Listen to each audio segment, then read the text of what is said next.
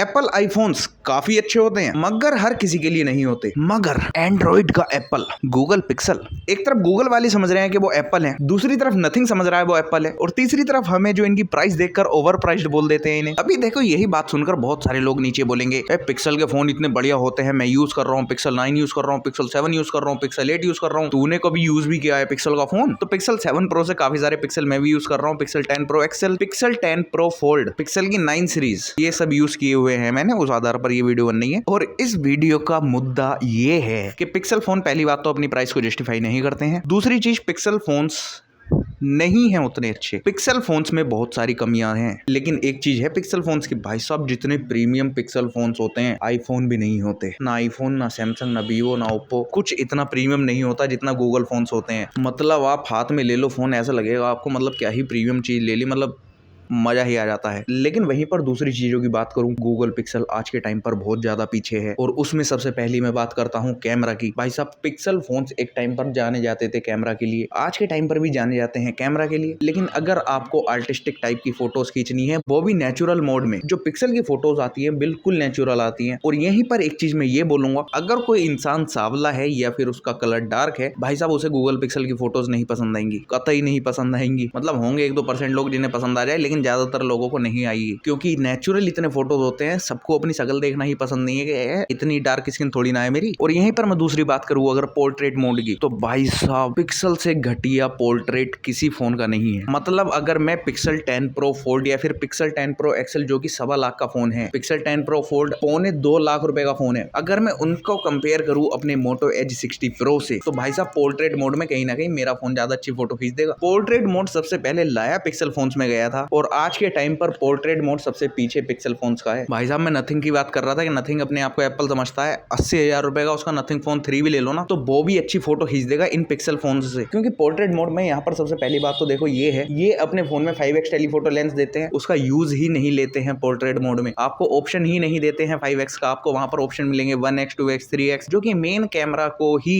Zoom कर करके वो फोटो लेता है डिजिटली, और उसमें क्वालिटी नहीं आती है और ना ही उसमें एज डिटेक्शन अच्छा होता है, और ऊपर से फोटो नेचुरल होती है, तो फिर तो कहाँ ही पसंद आ रही है। और दूसरी चीज यहाँ पर मैं ये बोलना चाहूंगा गूगल पिक्सल 10 सीरीज को लेकर, या फिर मैं 9 सीरीज की भी बात करूं, गूगल के फोन्स जो हैं ये पिक्सल वाले, इनमें जो एआई मिलता है ये ज्यादा डिपेंडेंट है क्लाउड पर। मतलब इन फोन्स में ऑन डिवाइस एआई नहीं है। जैसे अगर मैं वीडियो की बात करूं, पिक्सल 10 प्रो एक्सेल में आप 8K तक शूट कर सकते हो वीडियो को, लेकिन वो शूट होती है 1080p में, वो वीडियो फिर अपलोड होती है क्लाउड पर, क्लाउड पर प्रोसेस होती है और फिर 8K में आती है। मतलब एक 1080p की वीडियो को हम अपलोड कर रहे हैं, उसमें टाइम लगता है, फिर वो प्रोसेस होती है क्लाउड पर, उसमें टाइम लगता है, और फिर आपको आउटपुट मिलता है कहीं 4-5 घंटे बाद। मान लो आपने आधे घंटे की वीडियो रिकॉर्ड करी है तो 2-3 दिन भी लग सकते हैं। और यहाँ पर कैमरे से हटकर अगर मैं परफॉर्मेंस की बात करूँ, दूसरी मेन चीज जो कि एक फोन के लिए मतलब बहुत ज्यादा जरूरी होती है, प्रोसेसर। भाई साहब इनका खुद का प्रोसेसर है टेंसर, पिक्सल 10 सीरीज में G5 प्रोसेसर मिलता है, और इनके प्रोसेसर भाई साहब ऑप्टिमाइज नहीं होते हैं। मतलब इन्होंने इस बार हीट कंट्रोल कर ली है पिक्सल 10 सीरीज में, पहले बहुत ज्यादा हीट होते थे इनके फोन्स,